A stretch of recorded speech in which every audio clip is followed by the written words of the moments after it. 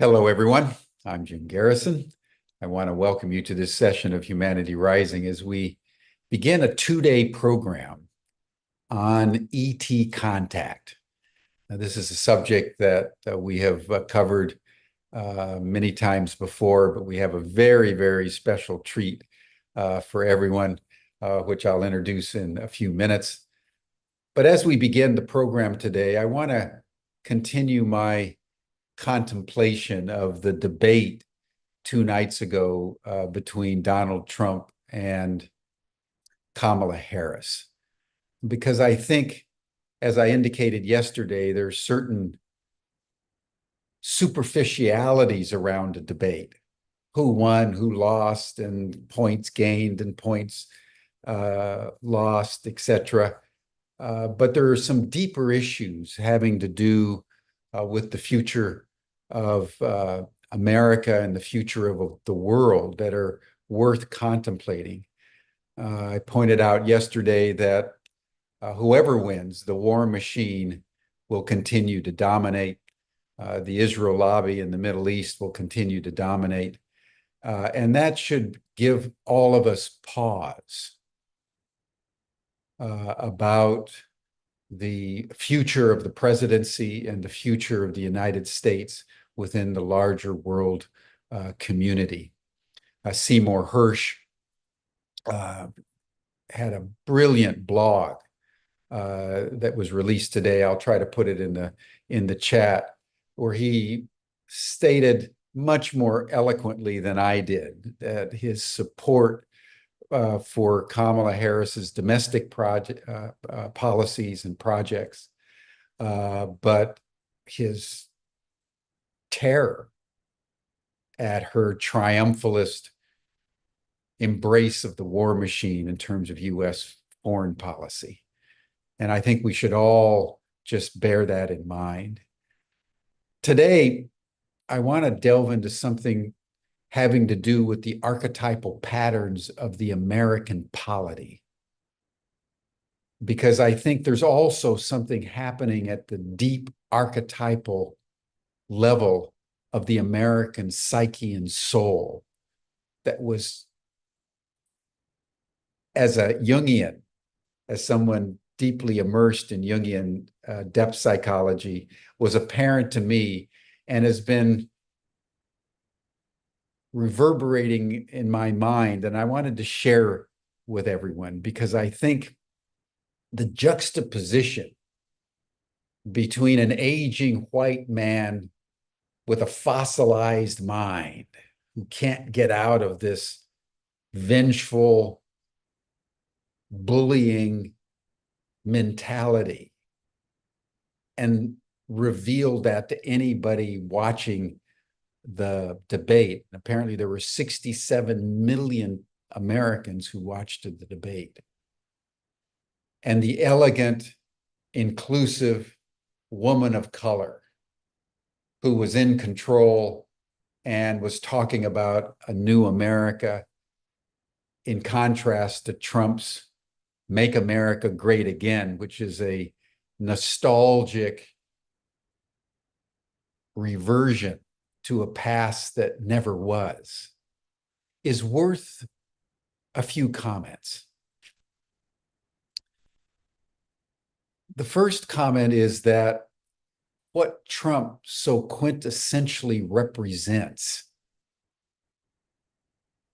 is the white Christian dominionist, triumphalist, colonizing principle that is beginning, because it's becoming more and more ossified, it's becoming more violent as it's losing ground. And I think it's worth those Americans who are viewing this program, and even people more broadly around the world, to take in that what Trump is really representing at the level of archetypal form is a receding white Christian majority in America that is becoming a minority. as people of color, people of all kinds of points of view, begin to emerge into the majority. It's worth noting that at the end of the Second World War, according to the demographic data at that time, not only were whites and Christians the vast majority of the American population, with fully 50% of the American public stating that they were deeply believing Christians. But what we find now is that those who identify themselves as believing Christians is less than 20% of the US population. So this Christian dominionist, this white supremacist archetypal pattern that's at the core of Trump, in a fossilized mind of Trump, is also a replica, a microcosm of a fossilization that is happening in the United States among 330 some million people, as this point of view begins increasingly to lose ground. But because it's been entrenched in power for so long, they continue to control the instrumentalities of government. And that was the point that I was making yesterday about the control of the Republican Party over the Electoral College. They know perfectly well they're going to lose the majority vote. Trump has never gotten the majority vote, not against Clinton and not against Biden. So how do you stay in power? You stay in power by gerrymandering the system, corrupting the system. The corruption, and this is an important point, the corruption is not that we're engaging in fraudulent voting in the United States. Trump lost over 60 cases after the 2016, or rather the 2020 election, each case of which stated that the election was free and fair and accurate. What's being gerrymandered is the Electoral College, so that they can ensure permanence in power in the face of losing majority votes. And we may have a whole session on this later in Humanity Rising as we approach the November election, but it's just worth contemplating. And in contradistinction to this, we have a woman of color representing inclusivity, representing women's sovereignty over their bodies, representing a culture that honors diversity and honors the multiplicity of our world and the extraordinary amalgamation of colors and ethnicities and gender variations and demographic dazzling spectrum display of the full panoply of what it means to be human. Calling for a new America to embrace what she is, a woman of color, the first woman to come into the presidency if she wins, as the countervailing archetypal form that's at play in this election. If Trump manages to win, we can take as a surety we're going to have tyranny, because that's the only way that they can maintain power. And Trump has been very clear on that. If Kamala Harris wins, even though the war machine will continue to dominate, there will be brought into the American psyche and soul the ethos with which the United States was founded. As the only country in the world up to that point that built itself by bringing people from around the world into itself.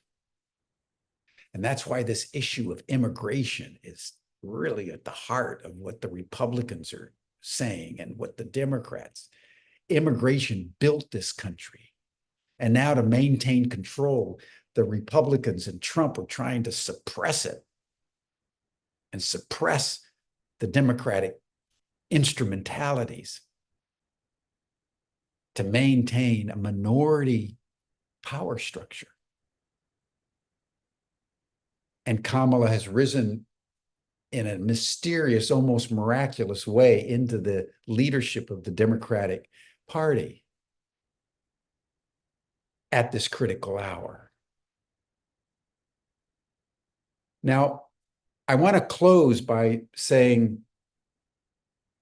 referencing Shakespeare, that no great act was ever done with a single motive. Many of these layers that I've been laying out about the debate seem to be in contradiction, but they're all true. And it's our capacity to hold these contradictions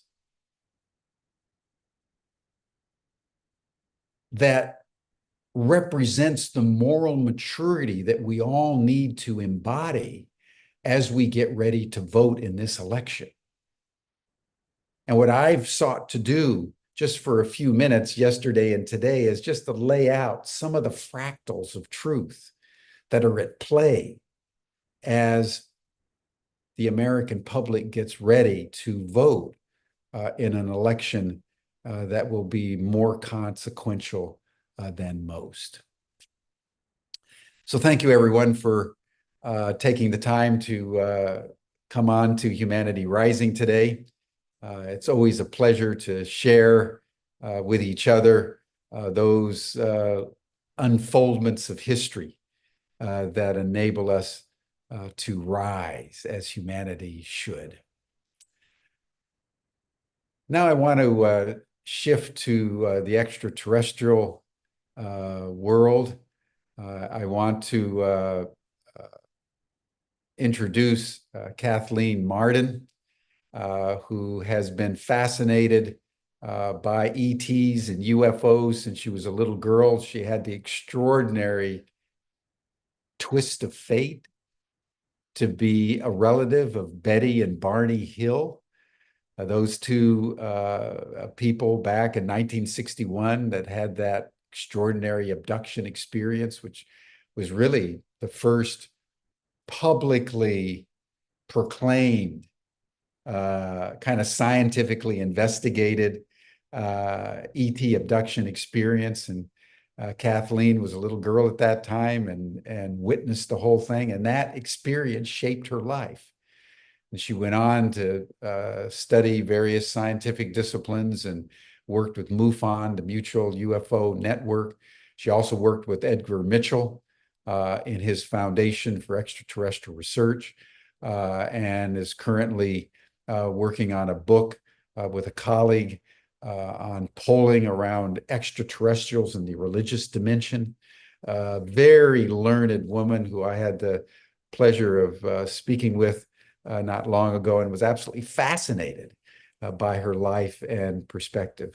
So Kathleen, I want to welcome you to Humanity Rising. Kathleen will tell us a little bit more about her background, and she'll have a PowerPoint, and then I'll circle back, as I always do, for a dialogue for the balance of the time.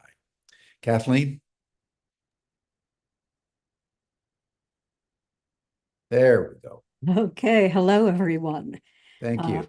Turn the program over to you. Thank you. Such a pleasure to be with you today.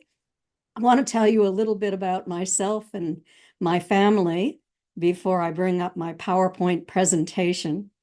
I grew up in Kingston, New Hampshire, born in Portsmouth, and lived right next door to my Aunt Betty Stewart at that time and her first husband, who was a Portuguese man, and she raised his 3 children and then divorced him, went back to the University of New Hampshire and earned her degree in social work. So she was a social worker for the state of New Hampshire. She worked in child welfare and adoption.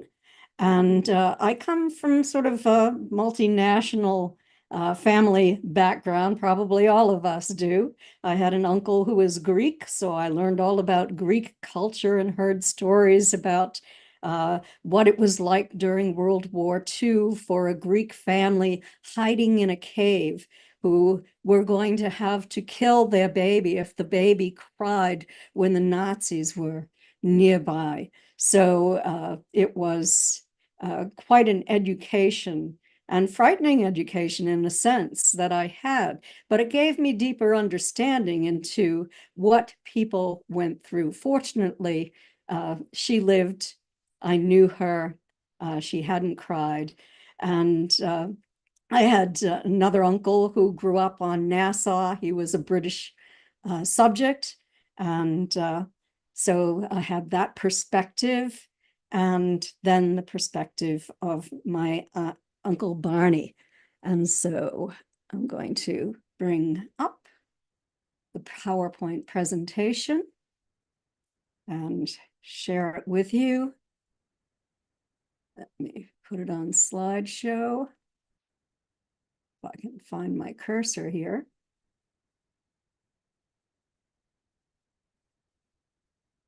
This was working fine previously. I can see it.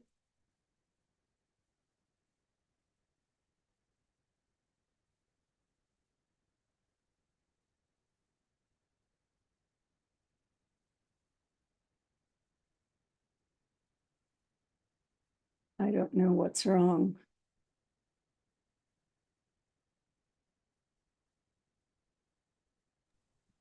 I can see it, and it disappears when I go onto my screen. Eric, are you there? I just have it from beginning. Okay, here we go. It finally decided to cooperate. Sorry about that. That's all So right. this presentation today is ET Contact, a lifetime search for answers, presentation number 1.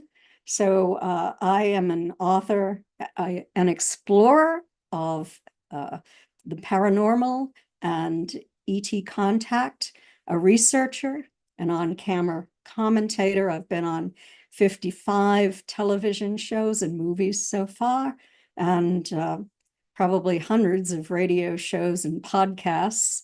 I am the founder of the Mutual UFO Network's Experiencer Research Team, which is now the resource team. And I'm director emeritus. I directed that team for 10 years. It was a compassionate team who worked confidentially with experiencers in order to help them through this ontological shock that most experiencers have early on. And so I was very proud of that. The Mutual UFO Network has recently changed all of that. But I won't get into that. I was also on the Edgar Mitchell Free Foundation's board of directors with Ray Hernandez, and with the other individuals who were part of that organization. And we worked together on Free's experiencer research study. So here we are. My life changed in 1961. I was talking about my family growing up in Kingston, New Hampshire. I grew up across the street from my grandparents' farm. They raised dairy cows and chickens, and my grandfather was an elected official In Kingston, he was on the Board of Selectmen. At one time, he was the chairman of the Board of Selectmen, which would be like a mayor in a big city, but this was a little town of about 5,000 people. And so we were a political family. We were a family who respected everyone, regardless of religion, regardless of race, or we only wanted to associate with people who were kind, who were loving people. And my family was a loving family that reached out to the less fortunate. And I think that's why Betty became a social worker. She married Barney in 1960 after knowing him for several years. And she thought they would never marry because he was Black and she was white, and it just wasn't something that was accepted back in 1960. But they fell in love and they wanted to be together. So they did marry. On the right, you can see me when I was 13 years old.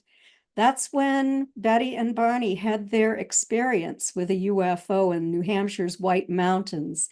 And I had been to Niagara Falls in July of 1961. Betty and Barney came to the family gathering at least once a week. And so I had my photographs from Niagara Falls, and I was so pleased with the trip that I had taken there with another aunt and uncle. And Barney said to Betty, do you think you would like to go there sometime? And she said, yes, she would love to go. And she had a vacation in September from her job, and Barney decided to surprise her with a trip to Niagara Falls. So it was such a surprise that it was planned just on a Friday evening to leave on a Sunday morning. The banks were closed. They had the money that they gathered between them. They decided to borrow a picnic cooler and the camp stove and that sort of thing. And Barney put a gun in the trunk of the car in case they didn't have enough money for a hotel room one night during this trip, and they had to sleep beside the road. So this would be their protection. So in a sense, it was, I think, my trip to Niagara Falls that began all of this. And so, and I was very close to my aunt and uncle. I had a great deal of respect for them. They were role models for me. So it's a very, very long story, but Betty and Barney, of course, when they entered New Hampshire that night, having gone from Niagara Falls to 112 miles west of Montreal, spending the night there. After they'd spent the night at Niagara Falls, that was the second night. Third night, they planned on spending the night in Montreal. And Barney became lost in the city. He didn't like big cities. And so he decided to just drive on instead of spending the night. If they grew tired, they would stop at a motel. And as they were traveling through upstate New Hampshire, Betty spotted a new light in the sky. And it came in closer and closer. And they entered Franconia Notch, which is a beautiful area of New Hampshire, mountains on both sides. They come in close. There was at that time Route 3, which you see right here in this photograph, was the road that went through Franconia Notch. You could see the old man of the mountain there. You could see Cannon Mountain just north of the old man. And Cannon Mountain was a ski area. And so Betty and Barney were watching this craft. They stopped once in Franconia Notch. And moved on as the craft moved in closer and closer, Barney driving slowly at times to look up, Betty watching all of the time. And suddenly she became excited. And this was pretty rare for Betty. She was a very grounded, very brave individual. And the craft was now swooping down. It swooped down beside the road. You can see my illustration here of the craft as it looked, as it hovered 200 feet above the highway. This is in the original reports. All this information was not brought forth for the first time in hypnosis. Barney had to stop the car in the middle of the road so that he would not be directly under that craft. And I know from all of the cases that I have investigated that if you try to drive under that craft, you end up on it. So he made a good decision at that point. He took his binoculars that were on the seat, stepped out of the car, and looked up at this craft. He was a confirmed skeptic. He did not believe that this was unconventional. He knew in his mind that there had to be a conventional explanation for this. And as he was looking up at the craft, he stepped back. You can see him standing right here. He posed this way for Walter Webb, the original investigator from NICAP. This was a little bit later. They had purchased a new car. They were driving a 1957 Chevy, two-tone, blue and white that night. And this is what the area looked like. There was a little fruit and vegetable stand here. There were a few apple trees, and the craft suddenly shifted to the other side of the highway and descended. And Barney left the door open. The interior lights were blazing. The motor was running. And he walked down the highway and looked up at this craft that was now 80 to 100 feet off the ground and about 50 feet in the distance, he estimated. As he looked up at this craft, he could see figures standing in the windows. He was very perplexed by this. In the original letter that Betty wrote to NICAP on September 26, 1961, she showed the erratic pattern of the craft, and she mentioned the figures that were dressed in black, shiny uniforms that were staring down at Barney, who frightened him greatly. And at one point, she said that he developed a mental block that caused great fear when he attempted to recall specific details of what they looked like. Barney, as he looked up at them, saw these figures at the window. Suddenly, all but one turned and walked in unison to what appeared to be some kind of a panel. Their arms went up. He could now see them. He said that they, they appeared to be about the size of a pencil at arm's length, I suppose. He's looking through his binoculars, and there's one who remains at the window staring down at him.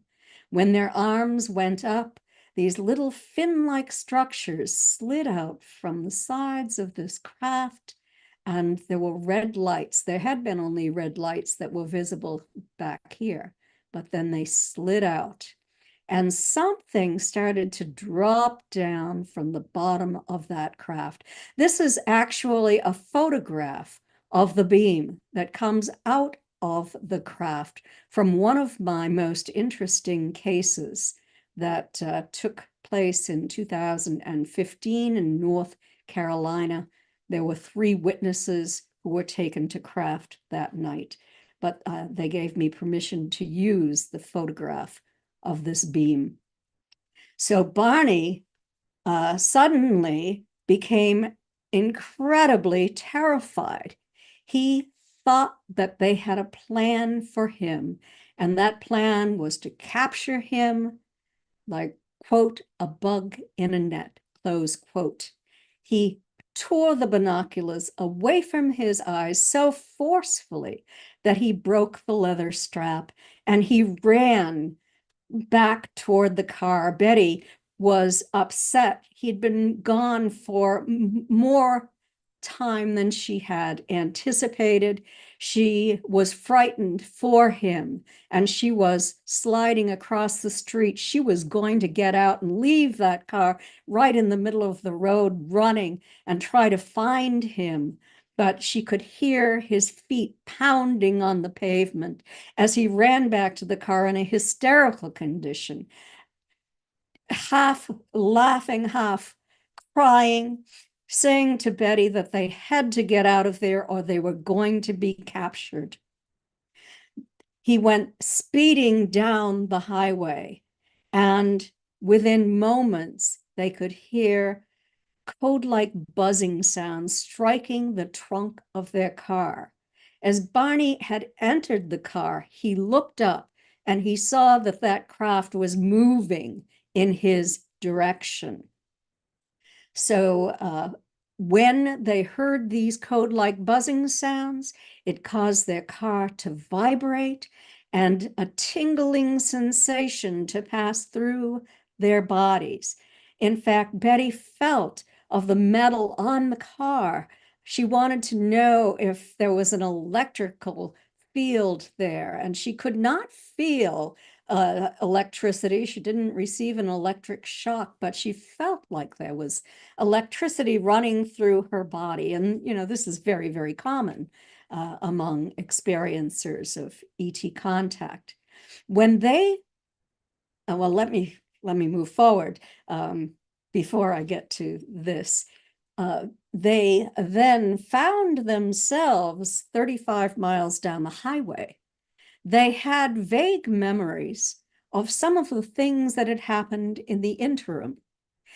They were stirred awake again by another series of these code-like buzzing sounds, but they didn't see the craft this time. They remembered finding themselves on a dirt road with tall trees all around. They remembered a fiery orb that appeared to be sitting on the surface. They at first thought that it was the setting moon, but then Walter Webb, the investigator for NICAP, who was an astronomer and had worked with Alan Hynek, in fact, on the satellite project at Harvard as a volunteer, checked, and the moon had already set by that time, that night. So it wasn't the moon. And then they remembered a roadblock, and they didn't know where or when any of this occurred. But then late in that fall and the following spring, they went back time and time again, searching for that location. They didn't find it until 1965. So they proceeded home, and when they arrived home, they sat down in their kitchen and they each drew sketches of what they saw. And this is the sketch that Barney drew on September 20th, 1961. You might have heard on programs that he drew it under hypnosis. That is false. There's a lot of false information being disseminated by other people who have not researched this case properly or investigated it to the extent that I have. This is a 1961 map of their close encounter route to their abduction site in New Hampshire. This is Twin Mountain. They were on, you can see, Route 3. Their first stop was at the Mount Cleveland picnic area. This is where Barney decided to take his gun from the trunk of his car because he had to walk their dog Dulcie, a dachshund, who was with them. And there were bears in the area, and he decided that if a bear came out, he would fire the gun and scare the bear off. Here's the entrance to Franconia Notch. And here below this is Cannon Mountain, their second stop. As they entered Franconia Notch, Cannon Mountain, and the ski area was straight ahead. There was a building on top of it. The light blinked out on top of the building. They went a mile beyond that to the Old Man of the Mountain, which was the state symbol at that time. It fell off the mountain in 2003, but it had the profile of an old man's face. The profile was 48 feet from forehead to chin, and the craft was hovering beside it. It appeared to be lighted on only one side. It appeared to be rotating, and it was at least 1.5 times the length of the old man's profile. Here's the south entrance of Franconia Notch. Here, they had pulled in momentarily at the flume. They couldn't see because of the trees. They pulled back out onto Route 3, and Barney stopped right here. This is where the close encounter field was in those days. It looks very different today because of the growth in the area. And then this is somewhere in the area where they had these kind of hidden memories, blurry memories. This is North Woodstock. Betty remembered passing through North Woodstock. And then this is the period of missing time. And here somehow they ended up off Route 3, crossing over somehow onto Route 175. And then the abduction site was right here in Thornton, New Hampshire. And as I said, we found this on Labor Day weekend in 1965. And it was quite a find.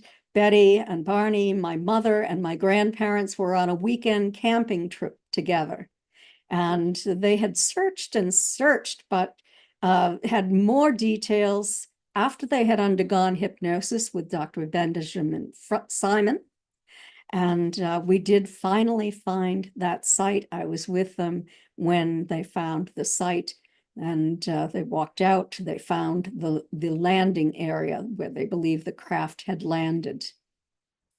And so from North Woodstock to Portsmouth, if they had driven at 45 miles per hour, it would have taken 2.76 hours to arrive in Portsmouth. Well, it wasn't a 45 mile per hour drive all of the way, because when they hit Route 93, the highway, they had a very rapid ride into Portsmouth. So they were correct in estimating that they would arrive between 2 and 3 a.m. Now, this is the smaller map of New Hampshire. They spotted the craft for the first time as a new light in the sky just south of Lancaster, and they regained conscious recall right here in Ashland, and then drove home. This is their home. When they arrived home, it had begun to sprinkle a little bit. There was a tropical storm coming in their direction. Betty told Barney to put the luggage on the back porch, not to put it into the house. They felt clammy. They felt that they might have been contaminated because that craft was so close to them. And Betty went into the house. She looked at her watch. It had stopped running, even though she had set it at 10:05 the previous evening, and she had wound it. Barney had done the same when they left a restaurant, and now it had stopped running. So she set it by the time in her living room. And you can see this is her watch. It says 5:16. So I believe that they arrived home and she went into the house at 5:16 a.m. And you can see damage to the watch. Their watches never ran again. This may have been from a decontaminant that we now know they use on anyone who goes into a craft.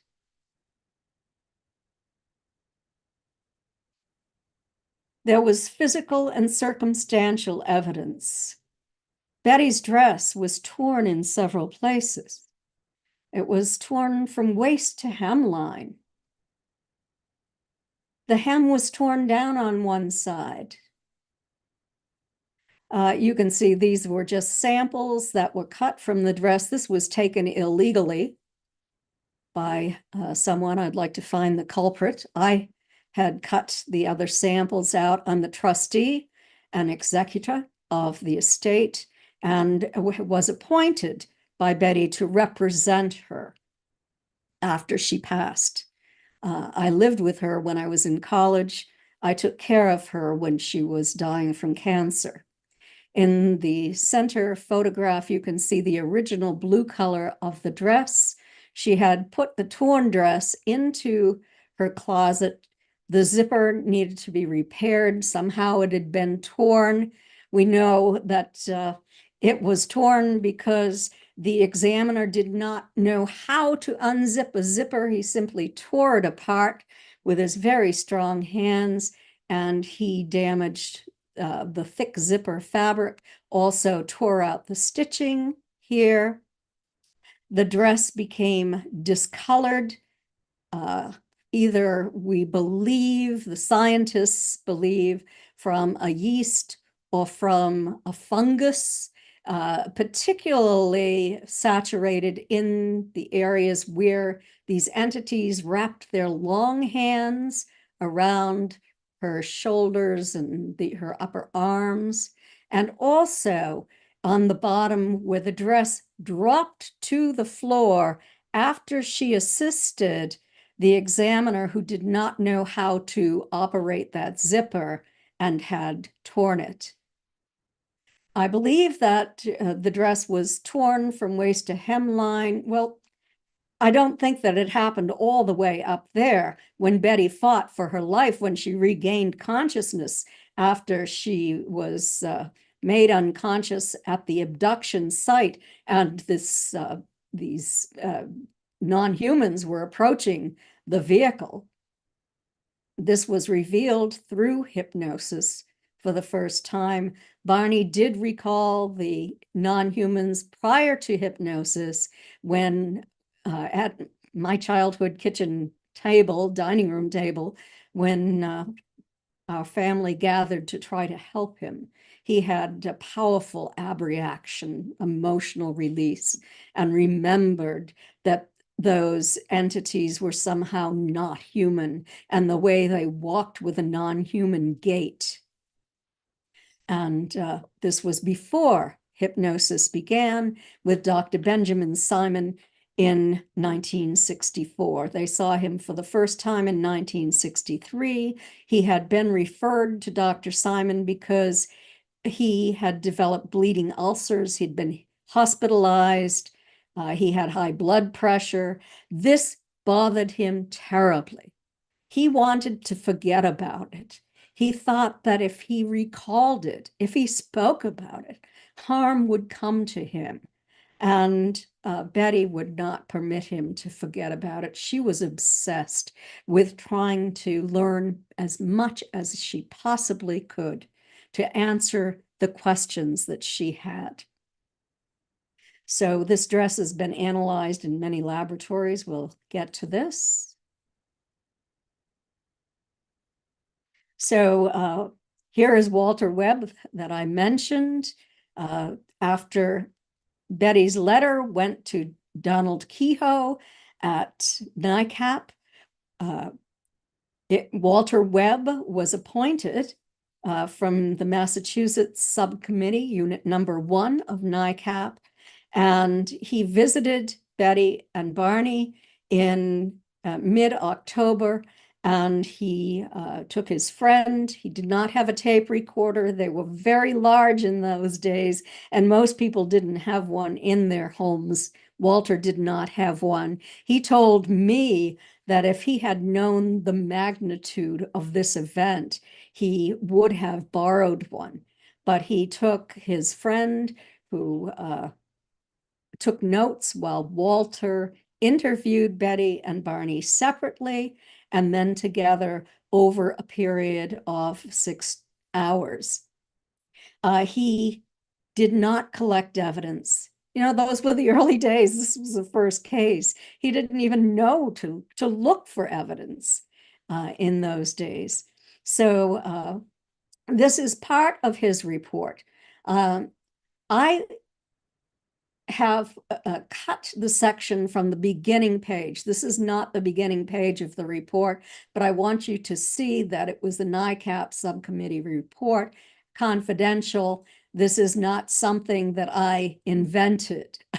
So I added this from the front page, but this is the page and this is the paragraph that I think is extraordinarily important that Walter wrote in his report.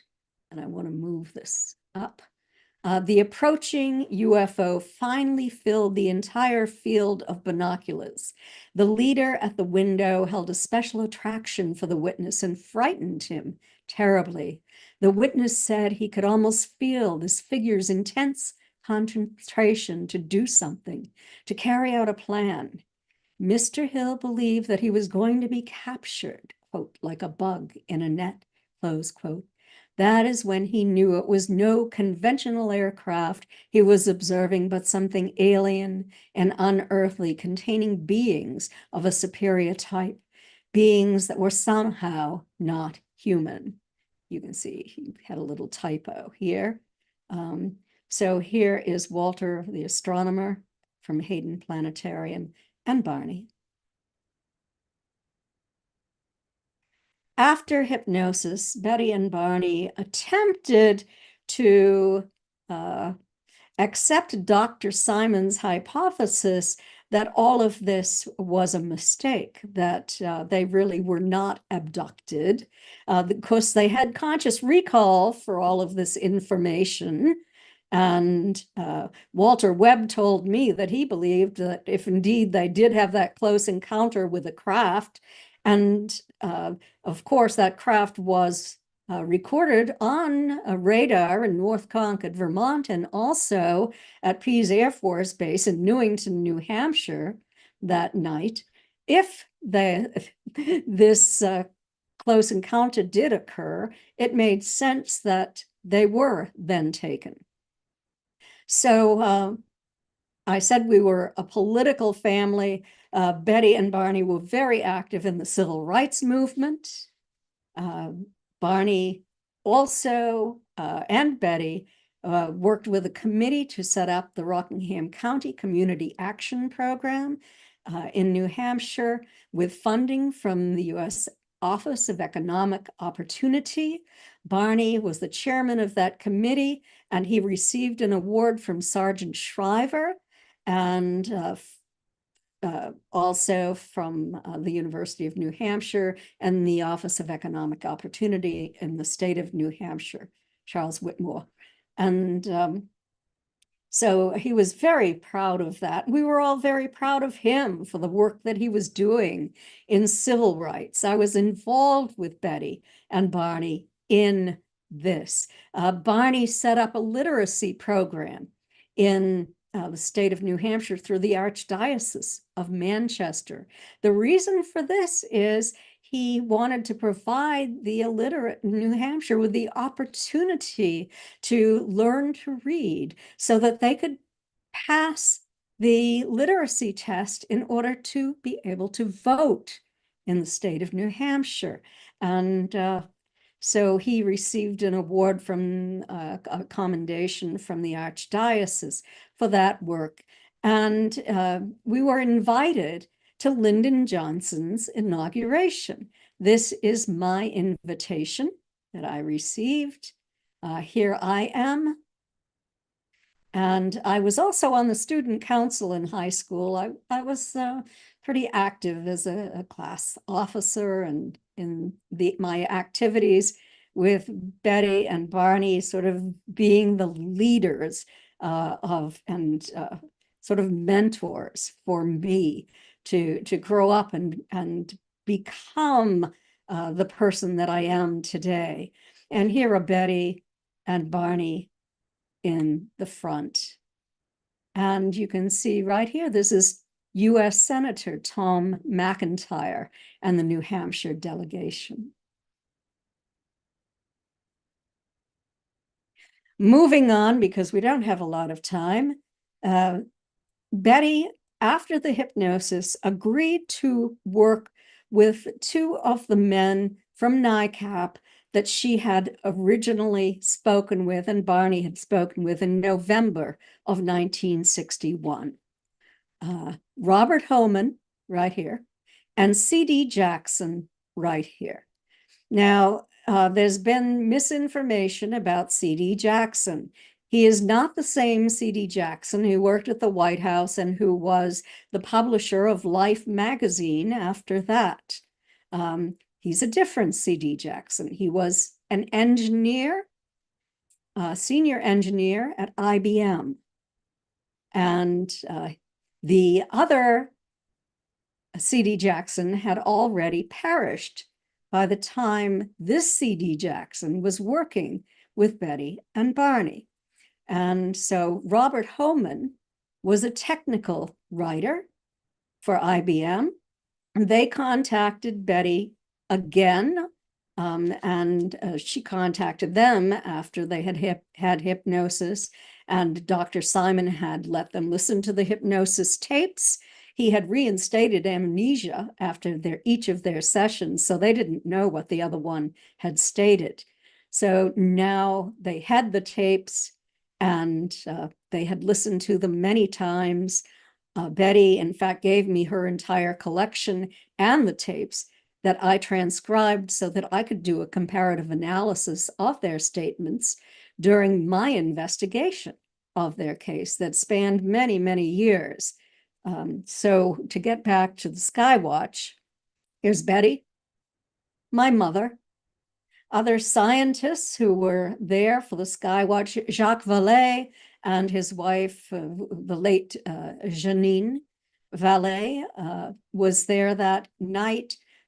John Fuller, who was a well-known author and who wrote the book, The Interrupted Journey, and also Dr. Simon was there as well that night. So for this 1967 Skywatch.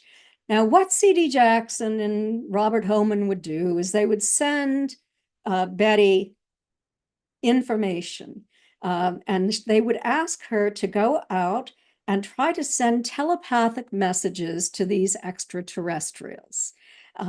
She would do that over and over again, and they would give her the longitude, the latitude, the number of days into the year, and the date, the day of the week, a lot of information that they wanted her to attempt to communicate to these extraterrestrials. And then the scientific team would go out and look for this craft. And sometimes they did see craft. In the end, they said that they could not determine if it was more than just a coincidence. But I can tell you that Betty was also working on having craft come in and land on my grandparents' farm. And this is in the backyard of my grandparents' farm. Betty had not been given enough time that in that period, from the time the funding came in until she was expected to communicate They did not see the craft that night. However, a week or two later, a craft did show up very close to this location and was observed by an astronomer and his brother in Newton, New Hampshire, who were members of NICAP and who investigated. All of this was investigated. Also, craft landed on my grandparents' farm twice. It was investigated at least one time from 1965 on for a few years. There were many landings and close encounters in this area of New Hampshire. And in fact, when I became an investigator, I investigated cases in Kingston where craft had come and hovered over the vehicle of a family, where people had been taken to craft in other cases. So this was occurring to a lot of people. There were a lot of sightings, a lot of landings in that time frame. During one of those sightings later on, well, it was actually earlier, it was 1966, I believe it was the first time that my mother and I were taken. I might have been taken before that, but this craft landed on my grandparents' farm or hovered above the ground. There was marks on the ground. It was investigated by NICAP.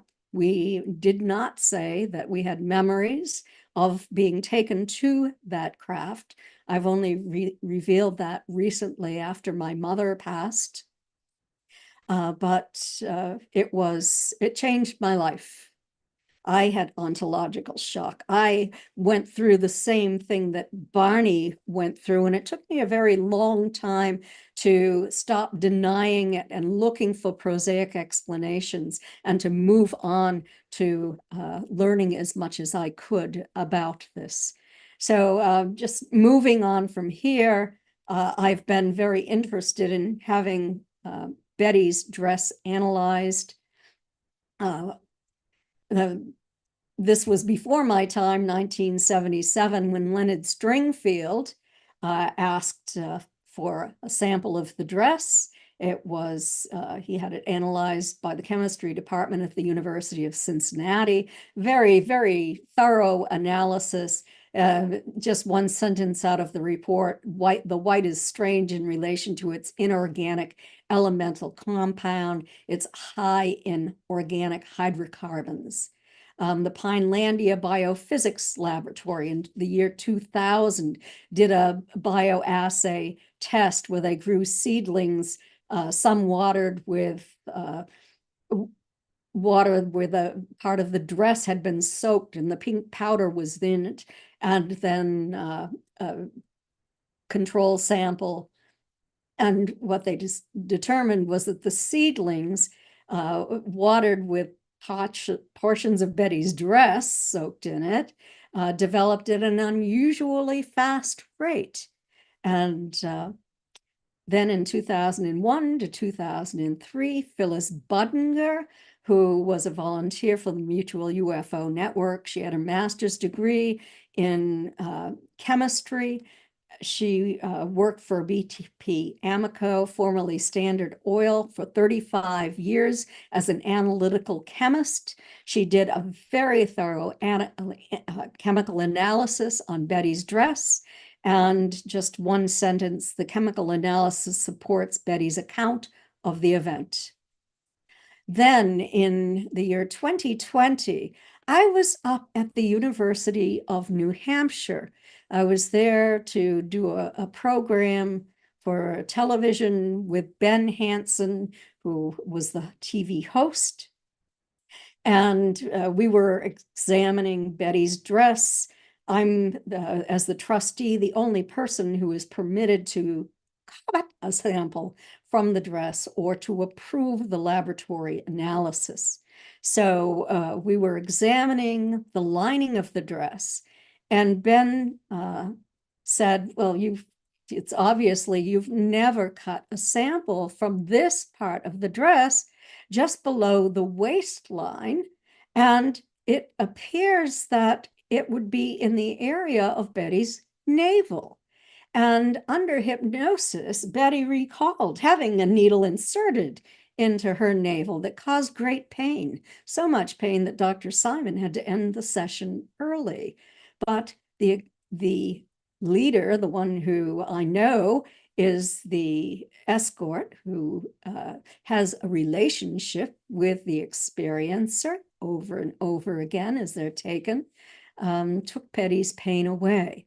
So I did cut a sample from this part of the dress, and you can see we had a light, a black light on this, a UV light, and then I had a sample of Betty's blood on a disc. I sent that sample to MUFON's laboratory. They agreed to do a DNA test on the sample from the dress and compare it to Betty's blood sample. Ben thought it looked like blood. So just briefly, this was a report, part of the report that came back. The scientist stated, it must be concluded that the stain came from body fluids of the wearer of the dress. This did not penetrate through the lining from the exterior of the dress. There was nothing in this area on the exterior. It came from Betty's body outward. And she could not determine if it was blood. Both samples had degraded to the point where she could only determine that it was fluid from Betty's body. And it was not in an area where it could have been urine. Then I sent a sample to the University of Pittsburgh. And in 2021, the scientists at the University of Pittsburgh and Bradford, Dr. David Soriano and his colleague were tenured professors of chemistry, 35 years experience, training a student in the use of X-ray fluorescence. I sent 3 samples of Betty's dress to them. And in one of the samples, they discovered rare, expensive metals, tellurium and rhodium. And they said there was no logical earthly explanation for the presence on Betty's dress. Now, tellurium is extremely rare in the Earth's crust, but more abundant in the universe. And rhodium is one of the rarest and most valuable minerals on Earth. It has a higher melting point and lower density than platinum. So to me, that's extraordinarily important evidence. So here are my books. I've written 8 so far, and 2 have been published in foreign languages. And I'm going to stop the share now and come back.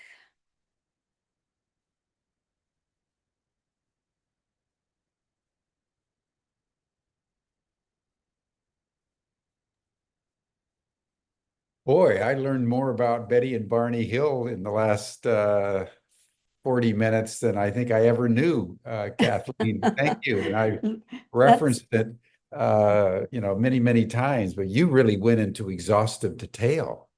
I did. That's just the tip of the iceberg. I have Wow. years and years of data collection, of an investigation. Yeah. I hadn't taken in that, her dress and her bodily fluids and where they were. And that's all been scientifically and probably exhaustively researched over Yes. time. It's really amazing. It has, but it's been suppressed by those who don't want people to know. It's been dismissed. Yeah, yeah, yeah. Yeah, yeah, yeah, yeah. And tell us a little bit more. You mentioned it at the beginning, but I'd be very interested in hearing a little more detail about how this really shaped your life. Because here you were a young girl at that time. I think you were only like 10 years old. I was 13. 13 years old. Yes. walk us through the internal processes in your little girl, 13-year-old mind as this historic event was happening in close proximity. But, nobody at that time knew it was going to be considered a historic event. Just tell us a little bit more about the family dynamics and how it impacted you and your folks and all that. It's fascinating to be Here I present at was. that moment. Here I was in junior high. I'd just gotten off the school bus, walked into my house, and my mother was ironing in the kitchen. And she was a chain smoker, just like Betty. And so she has the cigarette going in her mouth, puffing away, talking on the phone with my Aunt Betty. Her name was Eunice. I only started to call her Betty after she passed away. So I will call her Betty. And my mother was concerned because Betty was concerned. She was afraid they'd been contaminated. They wanted to know what to do. They'd taken long showers. And we had a neighbor who was a physicist. And my mother said, I'll tell you what, when he returns home from work this evening, I'll give him a call and ask for his opinion. So my mother called him, and then she called Betty back and said, he said that if you have a compass, you should take it out to the car to see how the needle reacts. Well, that measures a magnetic field. There was a lot of confusion that it was radioactivity that they were trying to measure. Now, he knew something about this that we certainly didn't know in that time frame. So Betty took the compass from the house and went outside. And that is when she discovered shiny spots on the trunk. They were all the size of quarters or $50. It was as if someone had laid a template down on the car and just highly polished those spots. They were not discolored. They were just highly polished. They hadn't been there the previous day. And when she placed the compass near those spots, the needle would spin and spin. And then when she pulled it away, the needle would drop down. And, those spots, I believe, were made by that craft as it hovered above their vehicle. And those buzzing, code-like buzzing sounds were heard that Barney described as sounding like a tuning fork had been dropped. So that was new. Betty called Barney out, their neighbors tenants who lived upstairs, went down and looked at it. I had a look at it. We were there within a day or two. I lived only 20 miles away from them. And very, very interesting. I was a very curious child, very interested in science my entire life, and thought that I wanted to be a microbiologist, and I wanted to be a medical doctor, but I ended up becoming a social worker and then an educator. I was taking Betty's guidance on that. And so anyway, it had a profound impact. I became extraordinarily curious. I wanted answers, just like Betty wanted answers. I Now, saw. when did you, or when did Betty or you, I guess, and your family come into the realization that this was an abduction? This was like an alien abduction. When did that occur to everybody? I think I knew it was even before the hypnosis. Oh, really? I think so, but I could be wrong there.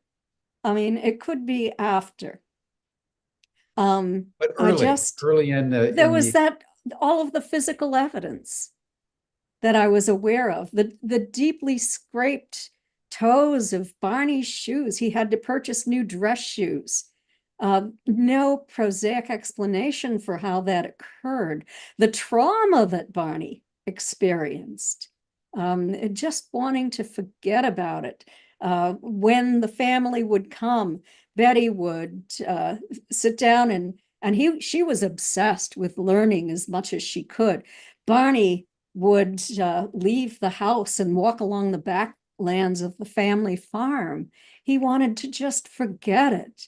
And when he would come back into the house, Betty would be talking and he wouldn't want to hear what she had to say. He wanted to forget it, but she wouldn't let him. So the family was very involved in all of this from the beginning. And when investigators came, Betty and Barney always brought them down to the house, down to my family's home, my grandparents' home. So I knew these investigators. I met these investigators that I've spoken of. And I even had dinner at Dr. Simon's home one night with Betty and Barney and John Fuller, and there was a scientist there. I'm not sure who that scientist was. I know he had his doctorate. And that was the night when, after the hypnosis sessions, when Dr. Simon sat Betty and Barney side by side and had them hypnotized together, reliving that event.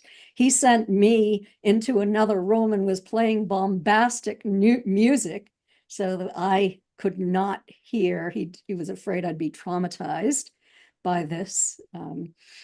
But when through the hypnosis sessions, of course, they couldn't remember what they'd said.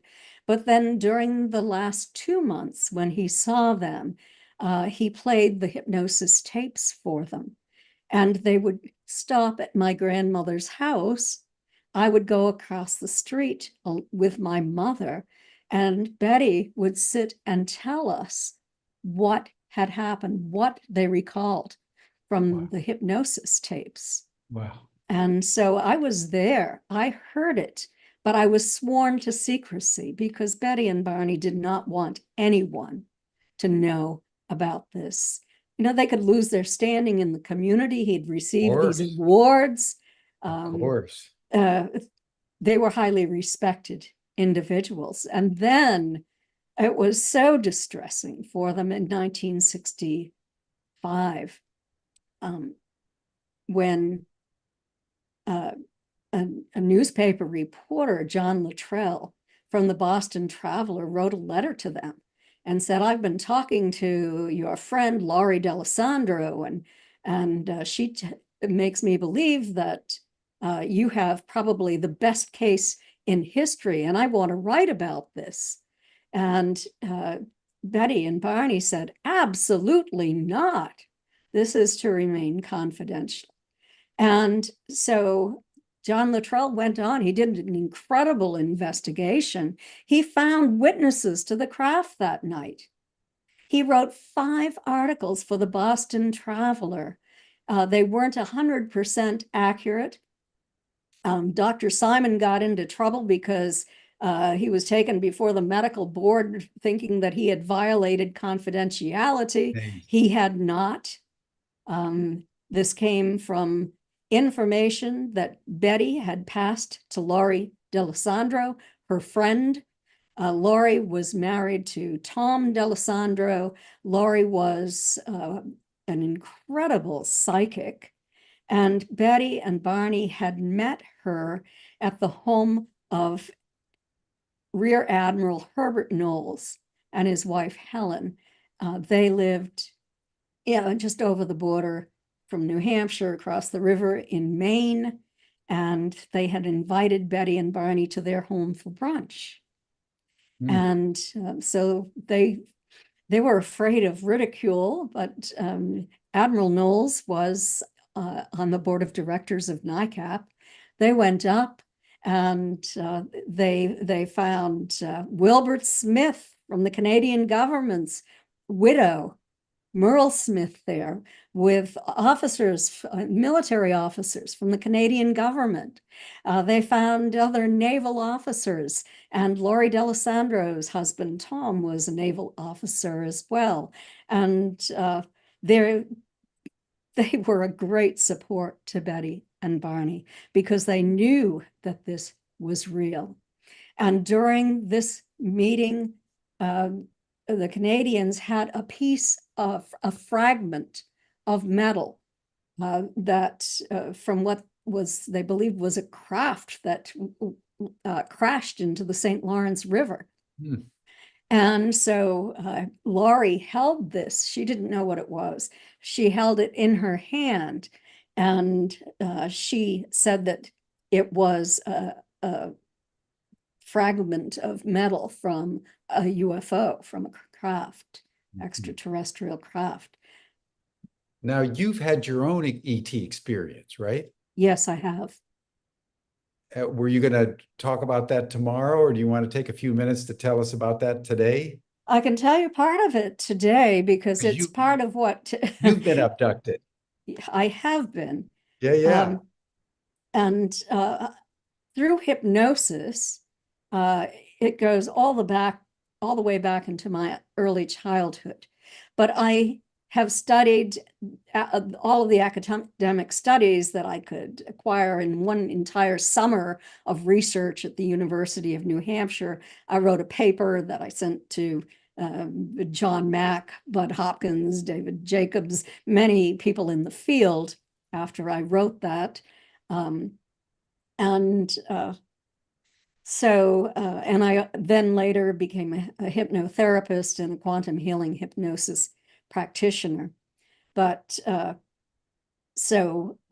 and I've been hypnotized many times. I know that if you don't have conscious recall and you're a youngster and you could confabulate an experience that you didn't really have. And I know that the best use of hypnosis is for its therapeutic value, but it's also valuable when you have two or more individuals who had an experience who are hypnotized separately when they have amnesia.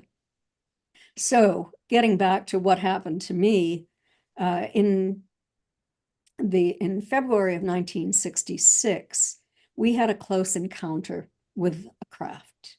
I was with my mother, my grandmother, my Aunt Betty, a family friend, and my brother.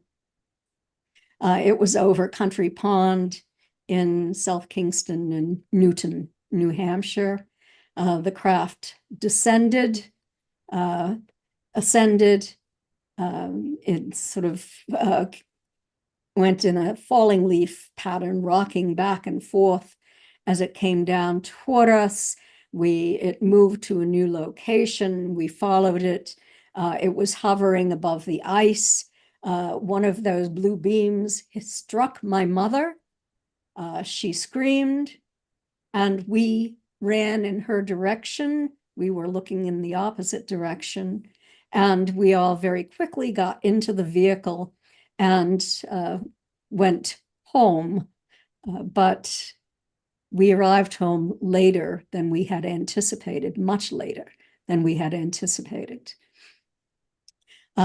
In April of that year, a craft came in. It was observed by my grandmother and a commercial pilot who was returning home from work that night. It left physical trace evidence in the trees, on the ground. The trees died. They were splayed out in a circle. My mother and I, at some point, I'm not certain if it was 1966 or if it was earlier, but I too had conscious recall, always had conscious recall of finding myself in a new environment, lying on a table, narrow. I'd never had surgery before. There were entities standing around me. I couldn't remember their faces for many, many years. And then I had an abreaction and I remembered their faces and sketched their faces. In hypnosis, I recalled that they were taking samples from my body because they were concerned about environmental toxins, and later found out that there was what later became a Superfund site just uphill from my home where I grew up. contaminating the lake, contaminating the wells, the water. It was a very high rate of children who were born after that with handicapping conditions, learning disabilities. And so there has not been scientific testing done on that. I guess it's been kind of suppressed. But that's what happened. My mother remembered this occurring as well. Not John Fuller, Dr. James Harder from the University of California, Berkeley, who was also a hypnotist and worked for APRO, came and visited the family time and time again. He hypnotized my mother, myself, I believe my grandmother, who might have been the first person in the family. It seems to be an intergenerational series of abductions or contact events. I was, as I said, traumatized. I had ontological shock. I was attempting to look for a prosaic explanation for this.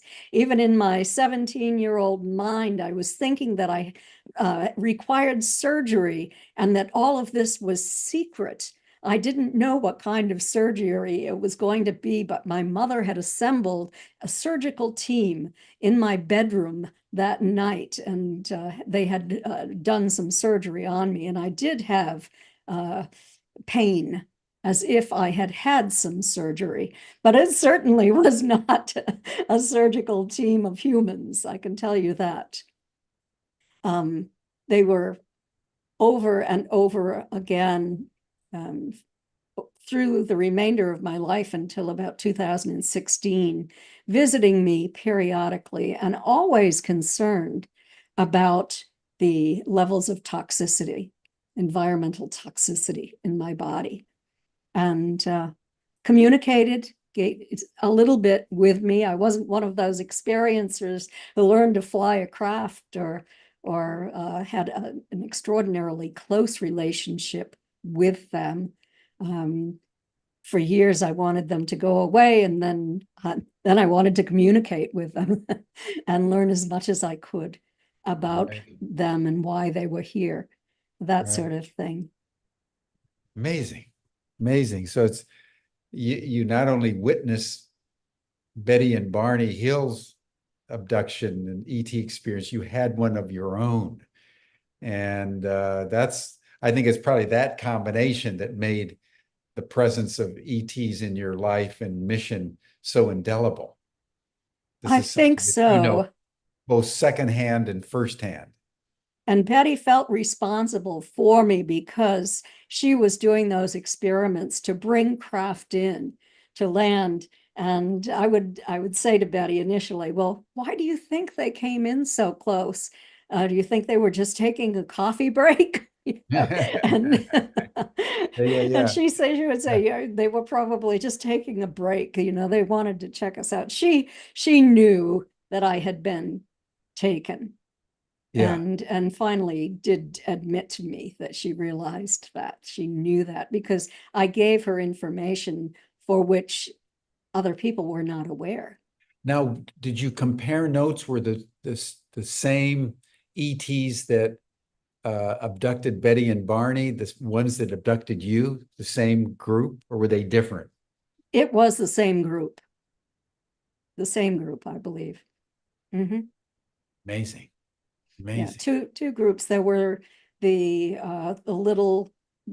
grays who take the person to craft or to the beam that they are absorbed into, who are the assistants on craft, who are the guards who make sure you don't get off the craft with anything that belongs to them.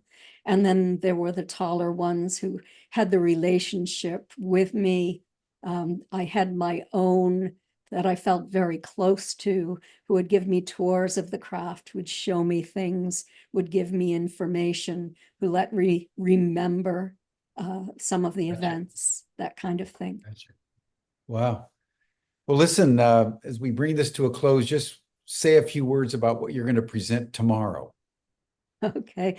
Tomorrow, I'm going to present on my life after Betty and Barney, this progression of interest to becoming, well, I was already a MUFON field investigator, but the work I did, the investigations, the 3 major studies that I worked on with nearly 5,000 experiencers, and some of the important results of these, some of the paranormal aspects of all of this as well. So a lot of information to present.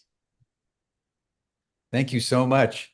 Kathleen's going to join the after chat. If you'd like to have further discussions with her, you'll see the link in the chat box. You also received a link in your Zoom reminder for the call today. And then tomorrow, we'll continue with Kathleen for our second and final session on her experiences with our extraterrestrial neighbors.